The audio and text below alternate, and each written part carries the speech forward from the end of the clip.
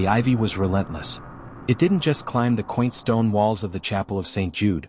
It consumed them, wrapping the structure in a thick, green embrace that gave the little building the look of a forgotten relic pulled from the earth.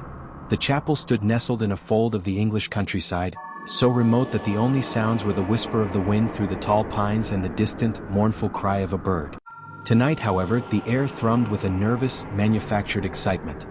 This was the setting for the wedding of Eleanor Vance and Robert Thorne. Eleanor, a curator at a major city museum, possessed a serene beauty that was currently amplified by the glow of anticipation and the soft, diffused light filtering through the chapel's few ancient stained glass windows. Her dress, a breathtaking cascade of ivory lace and silk, her grandmother's treasured vintage gown, felt both historic and perfectly new. Every detail of the wedding was designed to be intimate, romantic, and utterly perfect. Robert, a dashing architect whose designs had recently garnered national attention, was Eleanor's intellectual match and the source of her deepest joy. He had wooed her with a thrilling blend of passion and patience, and their courtship had been the sort of whirlwind that left bystanders breathless with envy. Now they were standing on the precipice of their forever, in a place Robert had insisted upon. A remote, intimate ceremony, away from the noise of the city, just us and the history. And there was history here, thick and heavy. Despite the fresh garlands of white lilies and the hundreds of beeswax candles Robert had personally arranged, the chapel of St. Jude retained a profound, bone-deep chill.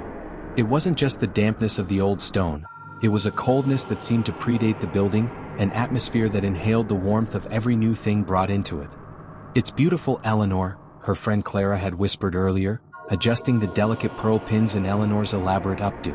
"But feels like a museum, not a church. You know? Like we shouldn't touch anything." Eleanor had laughed it off then, attributing the feeling to the nervousness of a bride-to-be. But now, alone in the small, makeshift sacristy waiting for the organist's cue, that laughter felt strained and artificial. She looked down at her hands, which were twisting the velvet ribbon of her bouquet. Everything was perfect. The flowers were exactly the shade of cream she wanted. Her father was waiting just beyond the door, his usual reassuring presence. Yet, a subtle, nagging unease had begun to burrow deep within her heart over the past week, a feeling she'd been desperately trying to suppress with wedding checklists and seating charts. The unease centered entirely on Robert. He had been different. Not overtly cruel, not even short-tempered, but distant. His usual effusive tenderness had been replaced by a focused, almost clinical preoccupation with the ceremony's logistics. When she'd spoken of their honeymoon plans, the little villa they'd rented in Tuscany, his eyes had glazed over, his response a hollow echo of agreement. "Are you all right, darling?" she'd asked him just 2 nights ago, finding him staring out the window of their hotel room, his profile stiff and unreadable that he had turned slowly, forcing a smile that didn't quite reach his eyes. "Perfectly, my love. Just overwhelmed by the weight of the moment. It's a lot of pressure getting it right, isn't it?" She had accepted the explanation. Robert was a perfectionist. But the memory of that forced smile, and the way his eyes had darted away from hers immediately after, still pricked at her mind like a sliver of glass. It was a fleeting, almost undetectable shift, but Eleanor knew Robert. She knew the warmth of his gaze, the ready laughter in his voice. This new veneer felt like a carefully constructed mask. And tonight, in this deep, chilling silence of St. Jude's, the contrast between the exquisite beauty of her white lace gown and the pervasive, almost claustrophobic cold of the venue amplified that feeling. The chapel was supposed to be a warm vessel for their love. Instead, it felt like a cold, hollow shell. Eleanor ran a fingertip over the antique lace of her veil. It smelled faintly of lavender and dust, the scent of generations past. She looked up at the one small, round window in the sacristy. Outside, the early evening light was fading fast, the shadows lengthening and deepening the green of the ivy until it looked almost black. She tried to rationalize the feeling away. "It's just pre-wedding jitters," she told herself firmly. "Robert is nervous. I'm nervous. It's the importance of the day." But then she heard a sound from the main chapel. It was not the majestic sound of the organ, but a softer noise, a slight scuffing, followed by a muted thump. It sounded heavy. And though the chapel was filled with candles, the silence that followed felt vast and echoing, absorbing the noise completely. A sudden, sharp panic seized her.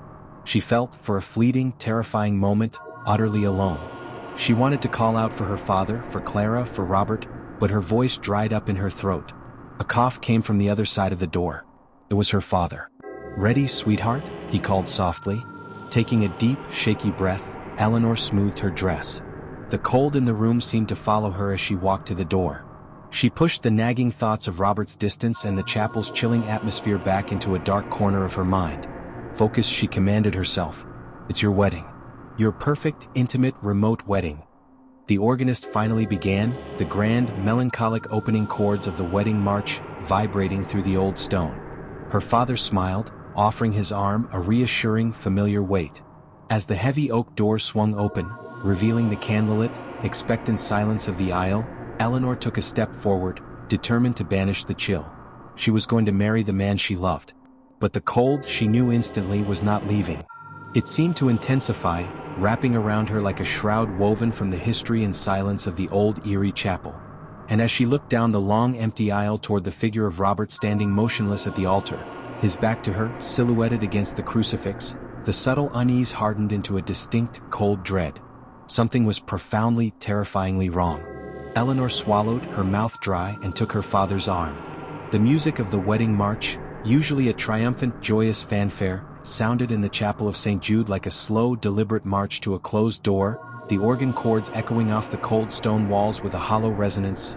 "Ready, Ellie?" her father whispered, squeezing her hand, his familiar warmth a momentary anchor. "Ready?" she lied, the word catching in her throat like a burr. The heavy oak doors parted, and the procession began. The aisle stretched before her, long and dramatically empty, illuminated only by the flickering candlelight. Robert had insisted on keeping the guest list minimal, intimate, he'd called it. But now, as Eleanor slowly progressed, the scarcity of people felt less intimate and more isolating. The pews were sparsely filled, and as Eleanor's gaze swept over the occupants, the vague unease sharpened into a prickle of alarm. On her left sat her handful of friends and a few acquaintances. But on the right, where Robert's side sat, was an assembly of absolute strangers. They were Robert's distant relatives, he had explained, people she'd never met, flown in for the occasion. They were a study in uniform stillness. Dressed entirely in dark, severe clothes, blacks, charcoal grays, deep navies, they sat upright, hands folded rigidly in their laps. There was no smiling, no turning, no quiet whispers of admiration for the bride. As Eleanor passed the rows, she caught glimpses of their faces. They were uniformly pale, their expressions utterly devoid of human warmth. Their eyes, each pair she met was strangely light, a shocking pale blue or gray, followed her progress with an unnerving, focused intensity. It wasn't the welcoming gaze of family, it was the chilling, cold inspection of a jury or perhaps, of watchmen. They looked less like guests at a wedding and more like sentinels guarding a secret. Her pace faltered momentarily. Why are they staring like that? She gripped her father's arm, urging herself forward. It's just nerves. They're just solemn people. But the tension in the room was palpable, thick and suffocating, like a blanket thrown over a fire. Every eye was locked on her, and under their relentless scrutiny, the ivory lace of her gown felt suddenly fragile, utterly exposed. Ahead, silhouetted sharply against the faint glow of the altar candles, stood Robert. His back was still turned to her, his figure cutting a tall, dark shadow. He hadn't moved since the doors opened. His posture, usually so relaxed and confident, was stiffer tonight, his shoulders unnaturally broad and held tight, almost rigid.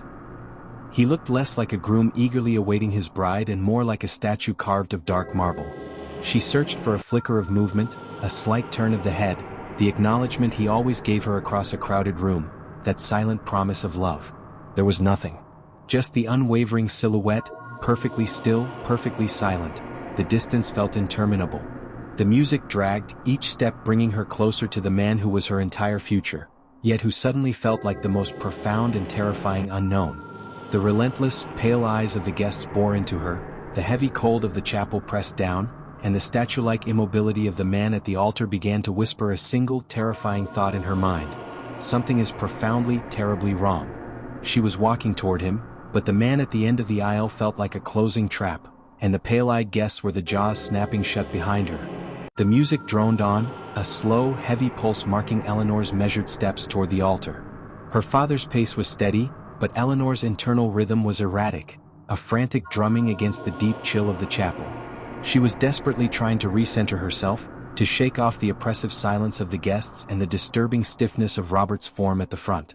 She focused her eyes straight ahead, concentrating on the flickering candlelight and the future she was about to step into.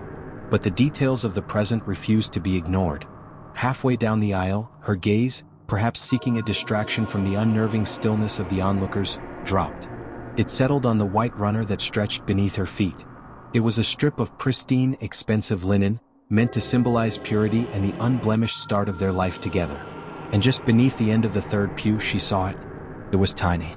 No bigger than a dime, perhaps slightly elongated, and nearly black in the dim, candlelight-filtered air. A dark, dried stain marred the perfect white fabric. Eleanor's mind immediately began its frantic scramble for a benign explanation. What? Someone spilled a drink during the setup. She mentally chastised herself for her jumpiness. It was an old building, things happened. She smoothed the thought over, took another step, and tried to fix her attention back on the distant Robert. But the tiny spot had snagged her attention like a loose thread. Now that she had seen one imperfection, her eyes unconsciously sought more. 2 steps later, there was another stain. This one was fainter, more smeared, as if something had been dragged lightly across the fabric. It was still dark, almost black, but now that her mind was keyed to it, the shape registered not as a spilled liquid, but as something organic. It had a coagulated density that seemed wrong for wine or coffee. A subtle, cold knot began to tighten in her stomach. It wasn't a jolt of panic yet, but a persistent, low-grade dread, a scientific curiosity gone wrong. She was a curator. She understood the nature of materials, the way stains soaked and dried. This wasn't dye transfer or mildew. This looked specific. She took another step, then another. And with agonizing consistency there they were. A trail of spots. They were irregularly spaced, some small and round, others longer, like dark commas slashed onto the white background. They were subtle enough that no casual guest would notice them, not with the candlelight flickering and everyone focused on the entrance. But Eleanor was right on top of them, and her eye, now trained, could not look away. Her steps began to slow, subtly dragging against her father's steady rhythm. She was no longer looking at Robert, she was looking at the floor.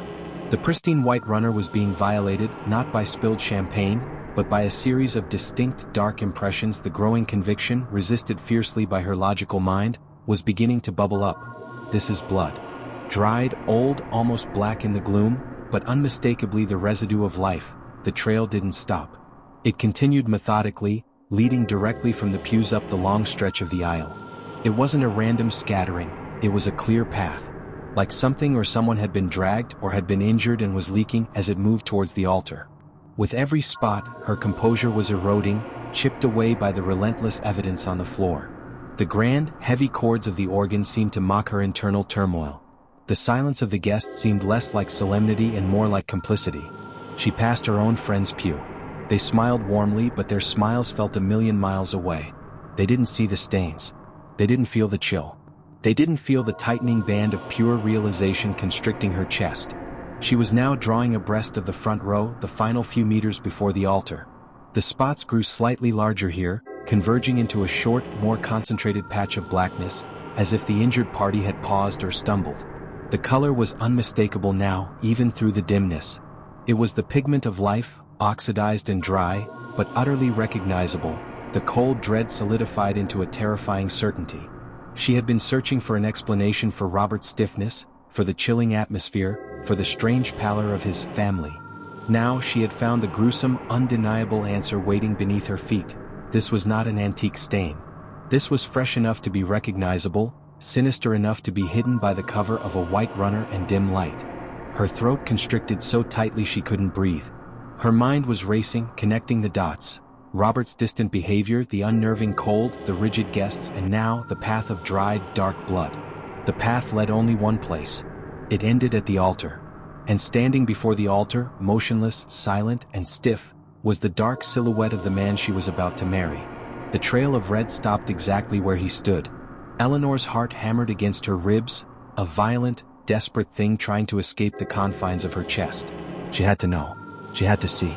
She lifted her eyes from the damning evidence on the floor to the back of the silent man waiting for her. The wedding march concluded its grand phrase, leaving a terrifying moment of silence hanging in the air. Eleanor had reached the end of the aisle. She had reached the end of the blood trail. And now, the man who was supposed to be her Robert had to turn around. The music ceased. The sudden, profound silence after the final, booming chord was deafening, filling the chapel with an unbearable pressure. Eleanor's father gently released her arm, stepping back to yield her to the man at the altar. The man who was still a dark, unnervingly rigid silhouette. Eleanor stood frozen at the terminus of the blood trail, the lace of her gown whispering around her ankles. Her eyes, frantic and wide, remained fixed on his back. Every fiber of her being screamed for him to turn, to smile, to break the awful tension and reveal the Robert she knew. Slowly, deliberately, the figure began to turn. It was a controlled, almost mechanical rotation, lacking the natural ease of a person. It was the movement of a mask being presented. Eleanor looked up, her nervous, expectant smile already forming. But the smile froze instantly on her lips, shattering like thin glass. The man who faced her was, on a superficial level, Robert. He wore Robert's bespoke tuxedo, his hair was styled in Robert's customary wave, and he possessed Robert's height and strong build. But the moment her eyes met his, the terrifying reality struck her like a physical blow. This was not Robert. Her fiancé's eyes were a warm, deep hazel, flecked with gold. The eyes staring back at her now were a cold, shocking, startling blue, the color of ice on a winter lake, utterly devoid of warmth or recognition. They were the same unnaturally pale eyes she had seen tracking her from the pews. A bolt of pure, icy panic shot through her veins. Her breath hitched, suspended painfully in her chest. She couldn't move, she could only stare at the subtle yet monstrous differences. His face, while similar in structure, was wrong. His skin was too taut, stretched too smoothly over the bone. And there was a detail Robert had never possessed. A thin, white, almost imperceptible scar that snaked from his left temple, disappearing neatly beneath the collar of his stiffly starched shirt. And then there was the smile. He offered her a look meant to convey devotion and happiness, but it was horrifyingly wrong. It was too wide, stretching the corners of his mouth until it looked less like a smile of welcome and more like a predatory grimace. There was no warmth in it, only an eager, cold gleam in his unfamiliar blue eyes, a calculating hunger that made Eleanor's stomach lurch. "You look exquisite, my darling," he purred, his voice a low, gravelly echo that resonated with Robert's accent, yet lacked his familiar, charming lilt. It was a perfect impersonation performed by something monstrously cold. Eleanor's world dissolved. The chapel, the guests, the vows, all vanished into a roaring silence. She was standing before a beautiful, perfect facsimile of the man she loved, an imposter who had worn Robert's skin and now stood precisely at the end of a bloody trail. "Where's Robert?" The question screamed silently in her mind, instantly replaced by a more visceral, paralyzing terror. What is this man? The horrifying realization, sharp and brutal, was complete. The man who had turned around was not her groom. He was a perfect, chilling substitute. The imposter's words, "You look exquisite, my darling," hung in the air, a chilling distortion of romance. Eleanor heard Robert's careful phrasing, but the voice that delivered it was a deep, unsettling, gravelly echo vibrating with a rough undertone that was utterly foreign. It was a sound scraped from rock and darkness, layered thinly over a borrowed human tone. She couldn't speak. Her eyes, wide and dilated with shock, were still locked on his face, tracing the unnerving tightness of his skin and the predator's gleam in those cold, startling blue eyes. The scar, now visible in the close candlelight, seemed to pulse with a faint, unnatural sheen. He took a slow, deliberate step toward her, his too wide smile remaining fixed. He reached out a hand, intending to take hers. The traditional gesture of the groom, that simple, expected movement tore Eleanor's gaze away from the hypnotic horror of his face. Her eyes dropped involuntarily to the approaching hand, and there, the final piece of the puzzle slammed into place. Beneath the crisp white cuff of his tuxedo sleeve, close to the wrist, was a raw, jagged injury. It wasn't a clean cut, it was a rough, tearing wound, still slightly swollen and angry-looking.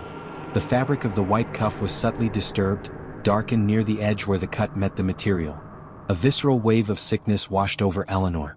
The man was injured, and the nature of the wound, a tearing, perhaps a clawing, suggested a recent, violent struggle. As the imposter's hand closed over hers, his skin unnaturally cool and firm, her gaze darted from the wound to his immaculate suit. He was so careful, so perfectly presented. Yet, on the lower edge of his sleeve, near the cuff seam, was a small, dark, telltale smear. It was the exact shade of black red she had seen staining the white runner beneath her feet. He hadn't been successful in concealing his violence. The blood trail on the aisle, the wound on his arm, and the smear on his cuff were all connected. He had been hurt, perhaps while disposing of the real Robert, and he was still bleeding, leaking evidence of his true identity. His cold fingers tightened around hers, his grip not loving but possessive and incredibly strong, pinning her to the spot.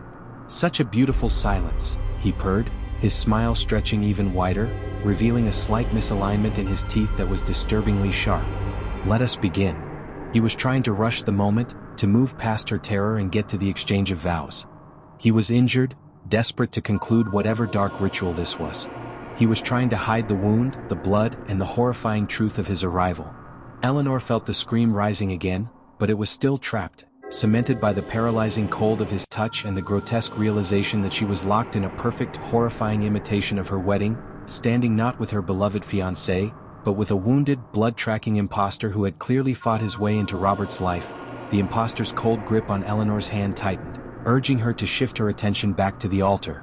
The air in the chapel had grown heavy, oppressive, thick with the scent of lilies and the metallic tang of dried blood that Eleanor alone seemed to detect. She was trapped, paralyzed by the shocking revelation of the wound and the impersonation. Before Eleanor could utter the desperate question lodged in her throat, "Where is Robert?" the horrible moment was shattered by a third party. A woman in the front pew, one of the stern-faced relatives from Robert's side, rose smoothly to her feet. She was draped entirely in a severe charcoal gray dress, her posture rigid and uncompromising. She didn't smile, didn't offer a congratulatory glance. She simply stood, her presence radiating a chilling authority. "We may now proceed with the ceremony," she announced, her voice cutting through the silence like ice. It was a flat, deep tone, utterly devoid of inflection or warmth, a voice that gave a chilling command rather than a polite suggestion. "We are all so eager to witness this union." The emphasis on union was unsettling, hinting at a pact far darker than matrimony. The woman's intrusion broke the imposter's fixation on Eleanor. He gave a sharp, almost imperceptible nod of acknowledgement to the gray-clad figure, an exchange that was clearly understood between them. A silent confirmation of agenda. Eleanor's heart hammered a frantic rhythm against her ribs. She finally wrenched her eyes away from the imposter's bleeding hand and focused on the woman who had just spoken. As the woman turned her head slightly to gesture toward the priest, waiting at the side of the altar, the candlelight caught her features. And in that moment, Eleanor saw the final, terrifying piece of the conspiracy. The woman's eyes were the exact, unnaturally cold, startling blue of the imposter Groom. Eleanor's gaze flew back to the other figures in the pews, the entire row of Robert's so-called distant relatives. Now that she knew what to look for, the uniformity was sickeningly obvious. Every pair of eyes that met hers, from the rigid older gentleman to the younger, pallid woman, shared the same pale, cold, unnatural shade of blue or gray. They weren't Robert's relatives. They weren't even a family. The dawning horror was absolute. They were all part of this deception. They were not smiling guests. They were witnesses, guards, a covenant of strangers. They had congregated in this remote, cold chapel, not to celebrate a loving marriage, but to ensure the success of a terrifying, bloody substitution. The ceremony was a ritual, the union a conspiracy. And the stern woman in gray was the one calling the shots. The imposter squeezed her hand again, a possessive, painful pressure. His blue eyes, reflecting the chilling glow of his family, shone with a silent, terrifying triumph. Eleanor realized she wasn't just trapped by a man, she was trapped by a collective, an organization that had orchestrated Robert's disappearance and her substitution with chilling precision. They were all the same. They were all in on it. And they were waiting for the bloody ceremony to begin. The man officiating the ceremony, another stranger with the same unsettlingly pale eyes, stepped forward, his face a mask of practiced solemnity.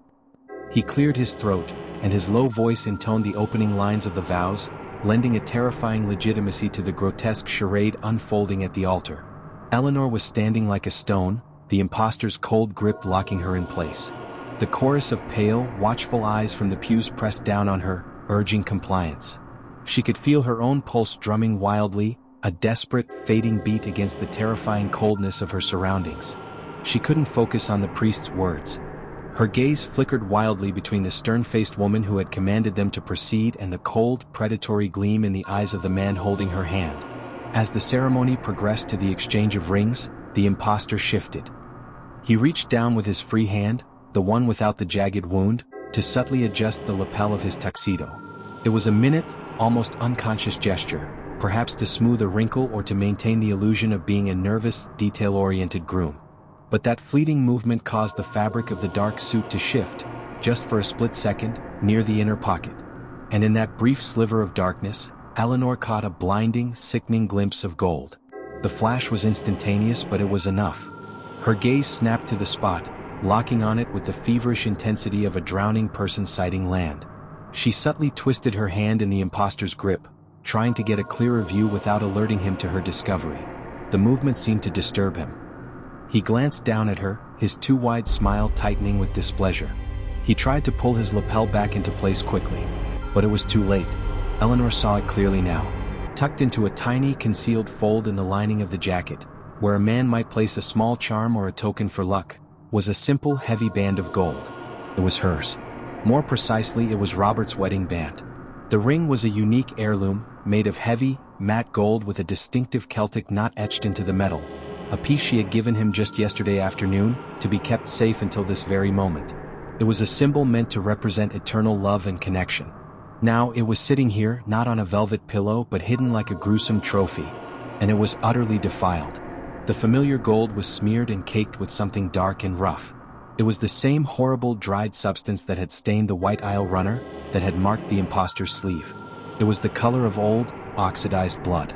The truth, the final, brutal, inescapable truth, hit Eleanor with the force of a physical blow, leaving her momentarily paralyzed, her internal scream finally choked off by a paralyzing horror. Robert hadn't left her. Robert hadn't gotten cold feet. Robert had been intercepted, attacked, and his life and identity stolen. The blood trail, the hidden ring, the raw wound on the imposter's hand, it all told a coherent, monstrous story. The ring, meant to symbolize their future, was now a grisly relic confirming his death. This creature standing before her had taken Robert's eyes, taken his voice, and taken the ring meant for their union. And now, he was wearing the blood of her fiancé as a hideous mark of his victory. The priest reached the solemn phrase, "Do you, Eleanor, take this man?" Eleanor felt the imposter's grip relax slightly, an arrogant anticipation in his movement. He expected her answer. But all she could see was the gold band caked in blood, and all she knew was that the man who should have been her husband was gone. The priest's final booming question sliced through the stagnant air. "Do you, Eleanor, take this man to be your lawfully wedded husband in sickness and in health, till death do you part?" The words were meant to be a culmination, a threshold of joy. Instead, they sounded like a final, dreadful incantation.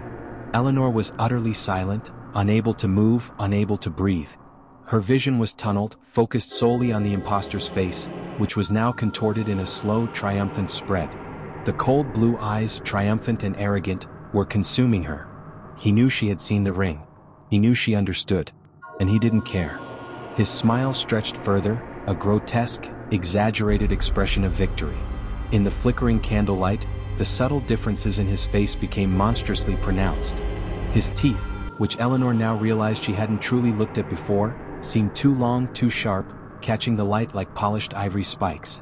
The skin of his face, so taut and smooth, pulled back to reveal something inherently predatory lurking beneath Robert's borrowed features.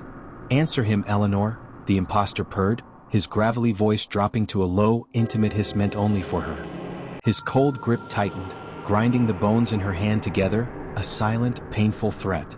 "It's time to seal the covenant." Covenant. The word echoed in her mind, displacing the idea of marriage. She understood now. The blood on the aisle, the cold, rigid witnesses, the desecrated ring. This was not a wedding. It was a sacrifice, a dark transaction being finalized in a forgotten, hungry place. Her terror was no longer abstract. It was a physical, clawing certainty. She was not standing before a man, but before an ancient, hungry entity that had worn her fiancé's likeness to lure her here, to bind her to its awful existence. She was about to become the vessel, the property, the bride of the unspeakable. Her eyes flickered to the witnesses in the pews. Their collective cold gaze felt less like human judgment and more like the synchronized focus of a pack preparing for a kill. They were a flock, a cult, assembled to bear witness to her absorption into their ranks. The pale blue of their eyes wasn't just a genetic anomaly, it was a badge, a shared mark of their unnatural lineage. The rigid woman in gray gave a slight, impatient shake of her head. The imposter leaned in close, his breath on her ear a blast of unnatural cold. "Say the word and the pain ends, my love. Refuse and the ceremony will merely become Messier." He punctuated the threat with a faint, guttural chuckle, a dry, horrible sound that held no humor, only malice. Eleanor found her voice, a dry, ragged whisper torn from her throat. "Where," she began, her voice cracking, "where is Robert?" The sharp, victorious light in the imposter's eyes flickered, replaced by a momentary flash of pure, unmasked contempt. He served his purpose. The entity hissed, its lips barely moving. A template. A key to your heart. His shell will return to the earth, Eleanor. But you belong to the history of this place now. To us. He squeezed her hand again, almost crushing it. Your life, your essence, your future. It is now part of the Black Covenant. The blood has been spilled, the vow must be spoken. Eleanor felt her knees buckle under the weight of this absolute horror. She was trapped in a cold, silent theater of death.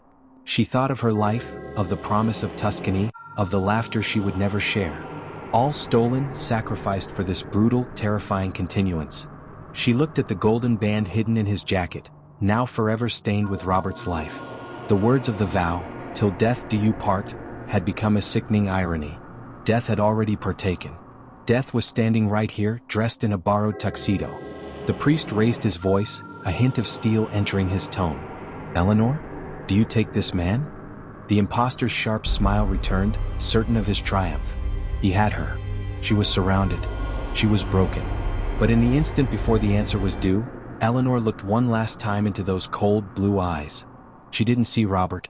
She saw a void, a terrible, demanding vacuum that sought to consume her soul. Her eyes drifted closed, a single silent tear tracking the path of the sharp scar on his cheek in her mind. She would not speak the word. She would not willingly seal the bond. She would not become the bride of this monster. The final, dreadful question hung suspended, heavy, demanding.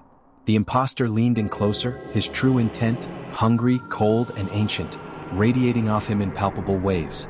The music swells, a dissonant, grinding chord as the cold entity waits for her answer. Do you take this man?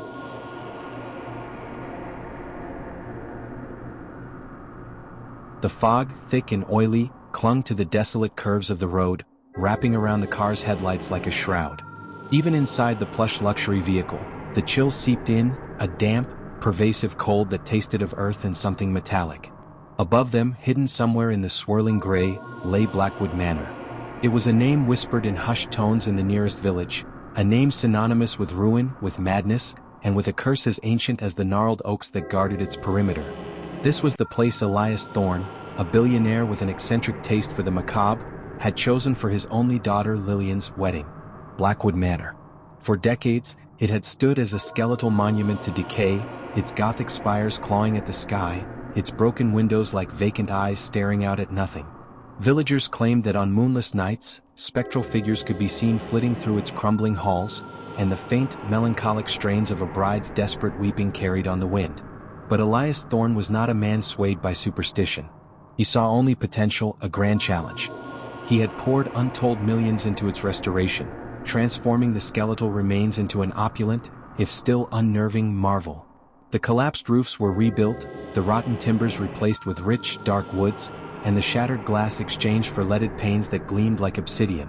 He had promised Lillian a fairy tale wedding, a reclamation of a haunted past into a magnificent future. Lillian Thorne, however, was not so easily convinced. She sat in the back of the car, her delicate hands clasped tightly in her lap, watching the tendrils of fog writhe outside the window. Her heart, usually so buoyant, now felt like a lead weight pressing against her ribs.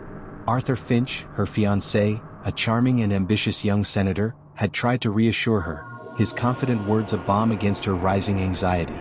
"It's just an old house, my love. Elias has done wonders with it. Think of the history." But Lillian felt the history. She felt it in the damp, cold air, in the inexplicable shivers that raced down her spine even in heated rooms, in the dreams that had plagued her since her father first announced his grand plan. Dreams of crimson stains spreading across white lace, of whispers just beyond the threshold of waking, of an ache that was not her own. She was a vision of delicate beauty, a stark contrast to the looming, resurrected darkness that awaited them. Her wedding gown, a magnificent creation of pure white silk and intricate lace, lay carefully preserved in a garment bag beside her. It was a gown that spoke of innocence, of new beginnings. But something else, an unexpected and profoundly unsettling element, had been introduced into her bridal ensemble: her veil. Her mother, ecstatic about the restoration of the manor and intent on embracing its heritage, had unearthed it.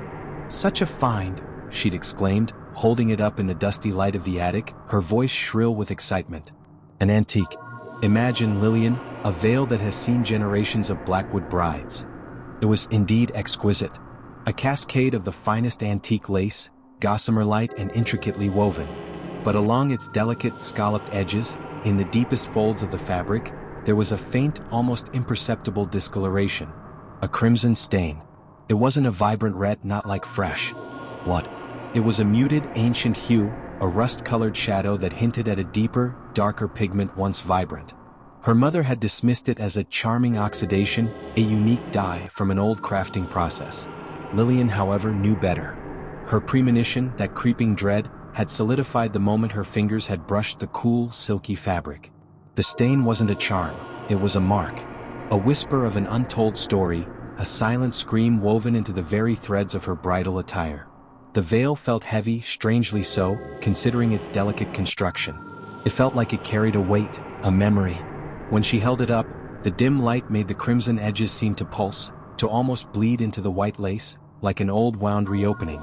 "It's unique," her mother had insisted, pressing it into Lillian's hands. "You must wear it. It's a piece of Blackwood history, darling." And that was the problem. Lillian felt the Manor's history, not as a romantic backdrop, but as a living, breathing entity. The meticulously restored ballroom, with its polished floors and newly hung chandeliers, still exuded an oppressive weight, a lingering scent of dust and despair that no amount of fresh paint could eradicate. The grand fireplaces seemed to draw in light rather than radiate warmth, and the long, shadowy corridors felt like endless tunnels, whispering secrets she wasn't meant to hear. Even Arthur, usually so rational and dismissive of the supernatural, had admitted to a strange feeling. "It's a bit dramatic, isn't it?" he'd confessed one evening, wrapping an arm around her, trying to comfort her unease even as he felt it himself. But then he'd quickly added, "Perfect for a wedding of this scale, though." A real statement. Lillian sighed, pulling her thoughts back from the swirling mists of her anxiety. The car lurched, tires crunching on gravel. They were here. Through the fog, the monstrous silhouette of Blackwood Manor finally materialized. It loomed, vast and intimidating, its restored Gothic towers piercing the swirling mist like sharpened teeth. The newly replaced windows, though gleaming, seemed to reflect no light, instead absorbing it, making the manor look like a colossal, shadowed beast waiting in ambush. A cold dread, sharper than anything she had felt before, seized Lillian. Her stomach clenched. The ancient, crimson-stained veil, tucked away in her bridal bag, felt like a burning brand against her skin, a terrifying omen. This manor wasn't just restored, it had merely been awakened. And she, Lillian, the beautiful bride, was walking directly into its cold, grasping embrace. This wasn't a fairy tale. It was a prelude to a nightmare, a magnificent stage set for a terrifying, blood-soaked drama. The curse of Blackwood Manor felt less like a whisper of the past and more like a hungry, present reality. The antique lace veil lay draped across a velvet mannequin in Lillian's opulent dressing room, stark white against the dark, oppressive paneling of the manor.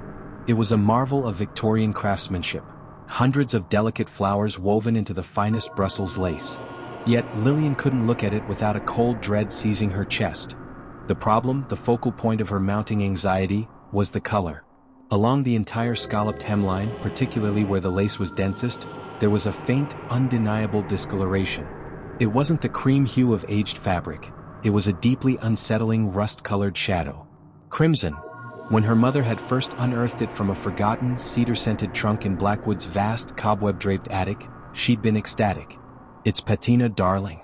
A natural dye, highly unique," she chirped, waving away Lillian's quiet misgivings. But Lillian knew the difference between dye and decay. This was too specific, too organic a color.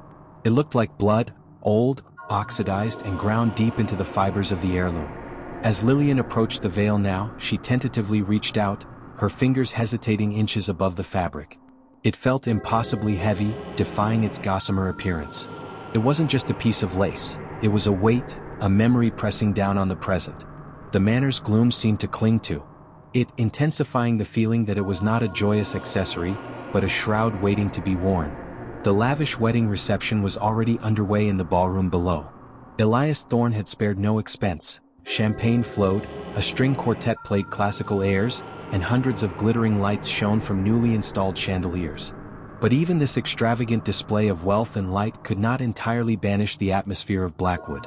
The polished, dark wood floors still seemed to drink the light, the The high ceilings felt crushingly low, and the air held a lingering scent of dust and despair beneath the perfume and lilies.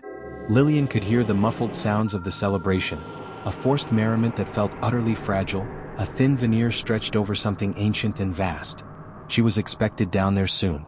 She was expected to put on this eerie heirloom, this beautiful piece of evidence, and step into her future.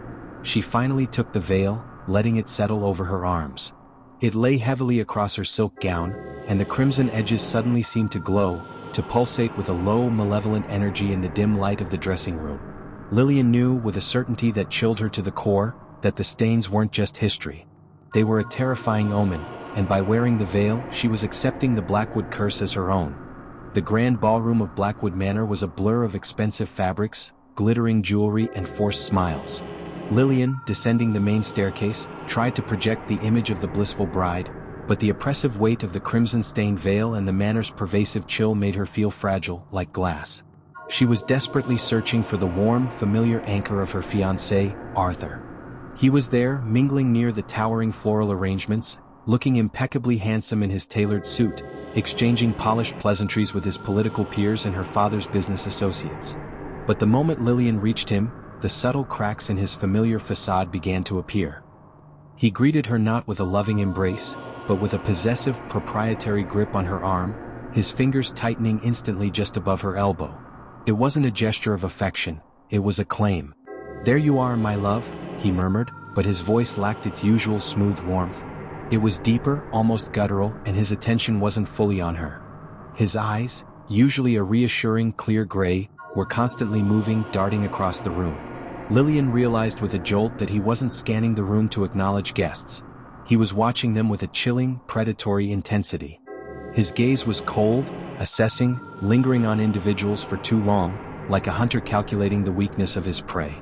It was the look of a stranger, not a beloved partner.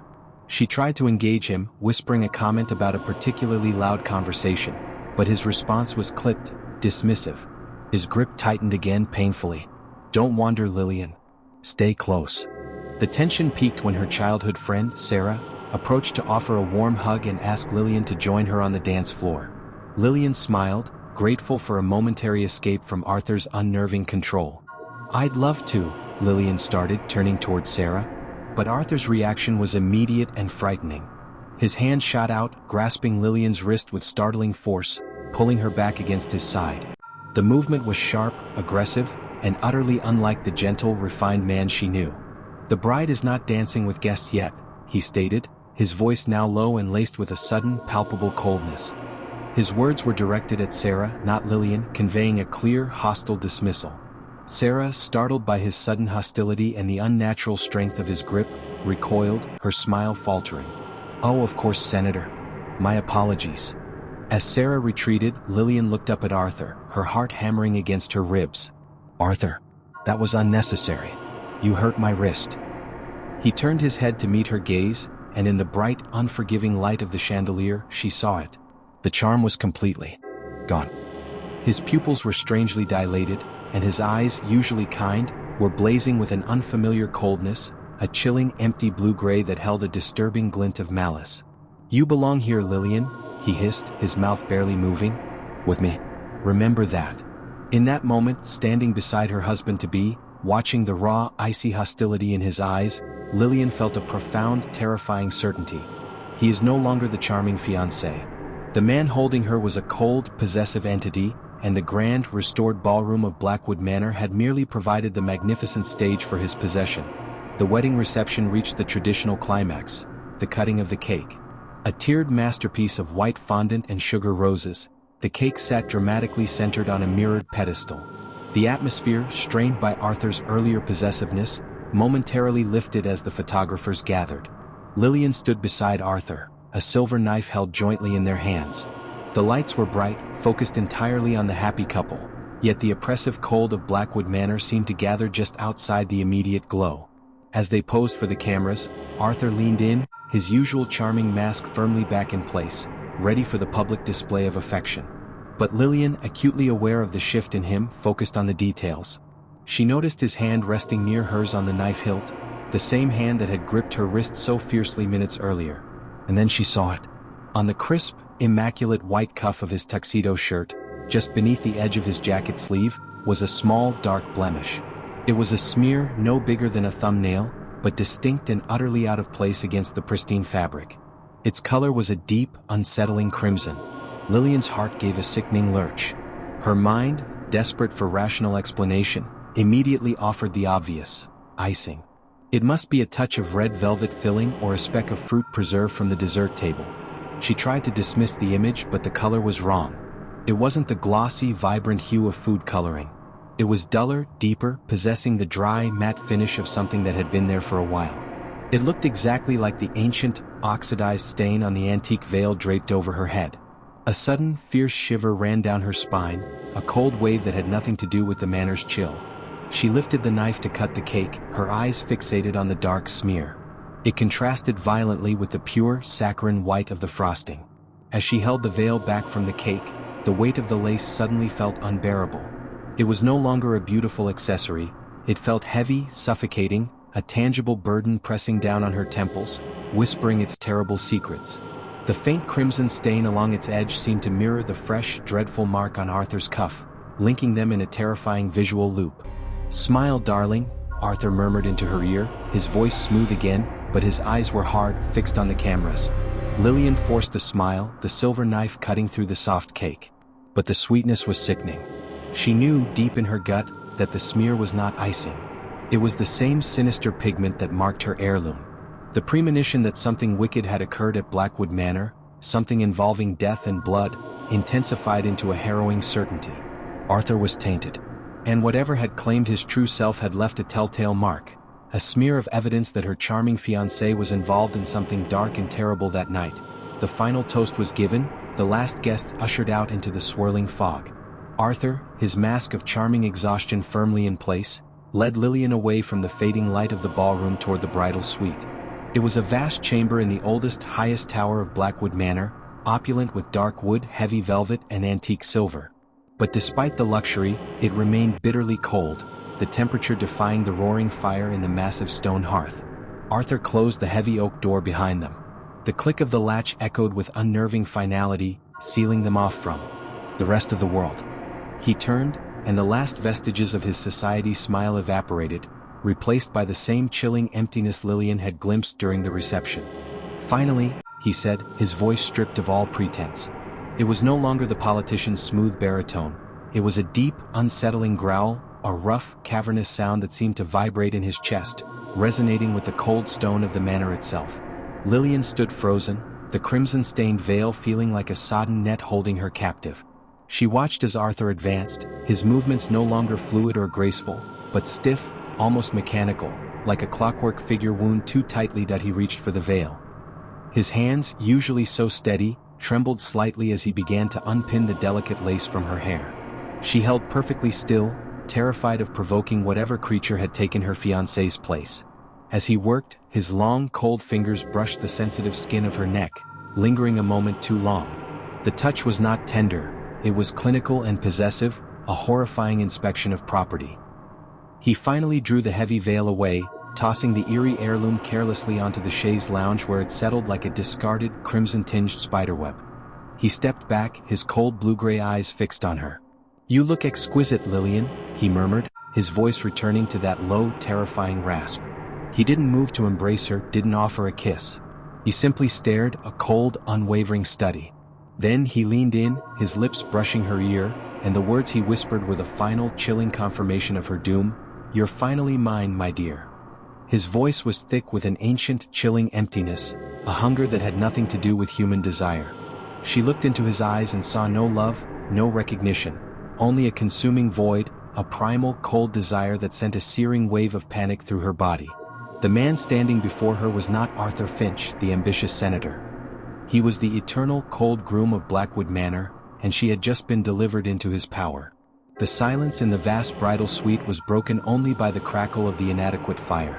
Lillian, reeling from Arthur's terrifying, possessive declaration, stumbled backward, her hand flying to the base of her throat.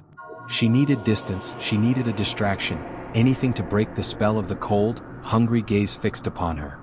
Her eyes frantically scanned the ornate room, and they snagged on a small, heavy silver frame resting on a lace doily atop the marble bedside table. It was an antique portrait, faded and sepia-toned, a relic of the Manor's past that her father must have deemed suitable for the restored suite. Drawn by an irresistible, chilling compulsion, Lillian moved toward the table, ignoring Arthur's low, warning growl. The photograph showed a couple on their wedding day. The image was blurred by age, softened around the edges like a half-forgotten dream. Lillian lifted the frame with trembling hands. She focused first on the woman. The bride in the photo was young and beautiful, and her gown, while of a different era, was strikingly similar to Lillian's own, a high-necked creation of heavy silk and lace. But it was the accessory that snatched the breath from Lillian's lungs. The bride in the sepia image wore an elaborate antique lace veil. Even in black and white, Lillian could clearly discern the telltale, dark shadow along the edges, the crimson stain. It was undeniably the same veil currently lying discarded on the chaise lounge. A wave of profound nausea swept over Lillian. She was not the first. She was a successor, wearing the same cursed shroud. Then her gaze shifted to the groom in the photograph. The face was softened by time and the photograph's poor quality, but there was no room for denial. The profile, the sharp angle of the jawline, the way his hair fell across his brow, it was undeniably Arthur. The same piercing, focused eyes, though lacking the modern suit, possessed the identical intense, cold geometry as the man standing inches away from her. The realization was a devastating, paralyzing shock. Lillian dropped the frame, which clattered loudly against the marble. The face of the man who married a previous Blackwood bride, perhaps a century ago, was the exact same face of the man she had married moments ago. Arthur, or whatever entity wore his skin, chuckled, a dry, rattling sound from deep in his chest. "Curiosity kills, my dear," he said, stepping closer. "That was my first wife, a beautiful girl named Eliza." Lillian could only stammer, pointing a shaking finger at the portrait. What are you?" The chilling emptiness in his eyes deepened. He was no longer Arthur, the ambitious senator. He was the perpetual groom of Blackwood Manor, and he had been marrying and consuming brides here for generations. Lillian staggered back from the bedside table, her silk gown rustling against the cold marble floor. The sight of the sepia photograph, the same man, the same veil, the same house, had ripped away the last shreds of her denial. "You're not Arthur," she whispered, the words choked with terror and grief. "You can't be." The entity wearing Arthur's skin merely smiled, a slow, predatory curve of the lips. The mask was entirely gone now. The beautiful, familiar features were twisted by an internal, ancient malevolence. "Oh, but I am," he rumbled, that deep, hollow growl resonating in the huge room. "Or, I have been for many lifetimes." He stepped closer, his movements no longer stiff, but unervingly deliberate, radiating a profound, inhuman patience. He raised his hand, the one that hadn't been marked by the crimson smear, and rotated his wrist. On his ring finger, the polished, modern platinum band she had given Arthur was gone. In its place was a heavy, antique signet ring. The gold was darkened with age, and the crest carved into the stone was repulsive. A skeletal hand, long and thin, clutching a bleeding rose. "This manor demands its due, Lillian," he confessed, his voice dropping to a seductive, horrifying whisper. "And I am merely its steward. Its attendant.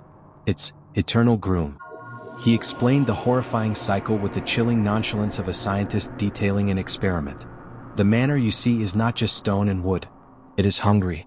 It feasts on new love, on fresh life, on the very essence of joy and ambition brought within its walls. It needs a mistress, a beautiful source of sustenance to keep the engine turning." His eyes, those borrowed, cold blue-gray eyes, gleamed with dark pride. "And it provides me with suitable arrangements. An identity. A charm. A recurring need for a bride. I court them, I lure them, I marry them here. And when the wedding night is done, they become part of the manor's very structure." Lillian understood then. Arthur Finch, the ambitious young senator, was gone. He had been a template, a temporary shell worn by a demonic entity bound to Blackwood Manor. Her father's restoration hadn't broken the curse. It had merely awakened the monster and delivered the perfect, unsuspecting victim directly to its altar. "And tonight," the entity concluded, his voice soft with anticipation, "the manor accepts its newest offering. You are not marrying Arthur, Lillian. You are marrying Blackwood Manor, and I am its consort, binding you to the covenant. Your wedding vows sealed the delivery." Lillian stood paralyzed in the center of the vast, cold bridal suite, her wedding dress, once a symbol of promise, now feeling like a winding sheet.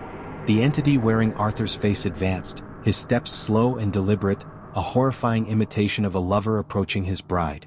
The cold blue-gray eyes, now revealed as the same eyes that had married Eliza decades, perhaps centuries earlier, glowed with an absolute, terrifying certainty. The creature's words echoed in the oppressive silence, "You are marrying Blackwood Manor." Her gaze snapped back to the chaise lounge where the antique veil lay.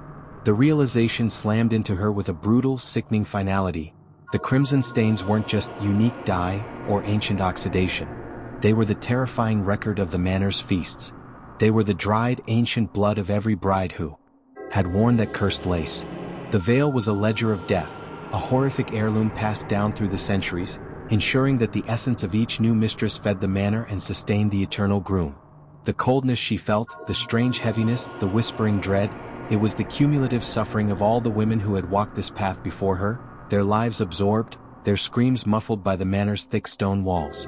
"The crimson veil," the entity murmured, his voice now a low, rasping reverence. "It is the true altar. It has been waiting for you, Lillian. It is hungry." He reached the chaise lounge and picked up the veil. The delicate lace looked sinister and substantial in his large, cold hand. As he held it, the ambient light of the fire seemed to dim, focusing entirely on the crimson edges, which appeared to deepen in color, thirsty and alive. Lillian finally found the strength to move, stumbling backward until her shoulder hit the cold, hard wood of the carved wardrobe. "No." The sound was a raw, desperate gasp torn from her throat. "I won't. You won't take me." The creature smiled, a horrifying display of sharp, unnatural teeth. "You have no choice, my dear. The vows have been spoken in the presence of the covenant. The contract is signed in the manor's essence. This house needs you. It thrives on ambition and beauty. Your fate was sealed the moment your father decided to restore Blackwood."